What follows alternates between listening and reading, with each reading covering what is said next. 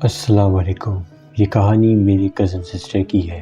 وہ حیدرآباد سے بلانگ کرتی تھی اور شادی کے بعد سکھر شفٹ ہو گئی۔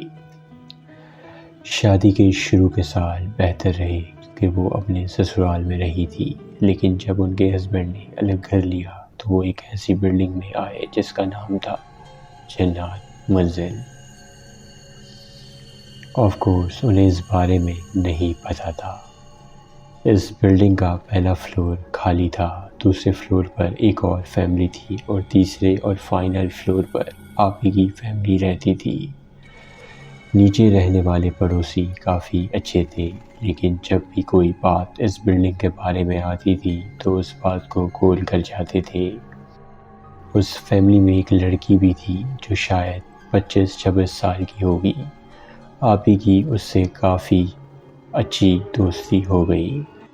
آپی کے اپنے 2 بیٹے تھے، بڑا والا 3 سال کا اور چھوٹا والا 10 مہینے کا تھا۔ چھوٹا والا بیٹا گھٹنوں کے بل چل پاتا تھا۔ آپی نے اس بچے کے لیے کپڑوں کا جھولا بنایا ہوا تھا، جیسے انٹیریئر سندھ میں یوز ہوتا ہے۔ ایک دن آپی نے اسے جھولے میں چھوڑا اور کام کرنے کچن میں چلی گئی۔ تھوڑی دیر بعد وہ بچہ گھٹنوں کے بل چلتا کچن کی طرف آ گیا۔ آپی کافی حیران تھی کیونکہ جھولا کافی اونچا تھا، وہ خود نہیں اتر سکتا تھا اور ان کا بڑا بیٹا سو رہا تھا، اس لیے اس نے بھی اسے نہیں اتارا ہوگا۔ آپی بہت حیران تھی۔ انہوں نے اس بات کا ذکر نیچے والی آنٹی سے کیا۔ آنٹی پریشان نظر آنے لگی۔ وہ شاید بتانا نہیں چاہتی تھی، مگر ان کی بیٹی نے بتایا کہ یہ بلڈنگ جنات منزل کے نام سے مشہور ہے۔ یہاں یہ سب بہت کامن ہے۔ ہمیں تو کوئی چلتے ہوئے بھی نظر نہیں آیا تھا۔ یہاں جنات کی پوری فیملی رہتی ہے۔ آپی بہت ڈر گئی اور بھاگ کر اپنے دونوں بچوں کے پاس پہنچ گئی۔ آپی نے یہ سب اپنے ہسبینڈ کو بتایا۔ وہ ان باتوں پہ یقین نہیں کرتے تھے۔ انہوں نے بہت غصہ کیا اور آپی کو ان لوگوں سے ملنے سے منع کیا۔ کچھ دنوں بعد اس لڑکی کی طبیعت خراب ہو گئی۔ اچانک پتہ نہیں کیا ہوا، وہ کبھی ایسے ہی رونے لگتی، چیختی چلاتی، خود کو زخمی کر لیتی، راتوں کو بہت زور زور سے روتی۔ آپی بہت ڈرتی تھی۔ وہ لڑکی آپی کی اچھی دوست بن گئی تھی۔ پھر 1 ہفتے کے بعد اس لڑکی کا انتقال ہو گیا۔ آپی کے خوف کی حد یہ تھی کہ وہ انہیں ہر روز ہر جگہ نظر آنے لگی۔ وہ آپی کا خوف تھا یا وہی جنات؟ ایک دن آپی اپنے کام میں مصروف تھی کہ ایسے آواز آئی جیسے بیڈ پر کوئی کودا ہو۔ آپی چونک کر اچھل گئی۔ آپی نے دیکھا کہ بیڈ اس طرح اندر ہوا ہے جیسے اس پہ کوئی چڑھا ہوا ہو۔ پھر آہستہ آہستہ وہ پیروں کے نشان بننے لگے اور وہ پیر ان کے بیٹے کی طرف جا رہے تھے۔ آپی خوف کے مارے کھڑی ہوئی تھی۔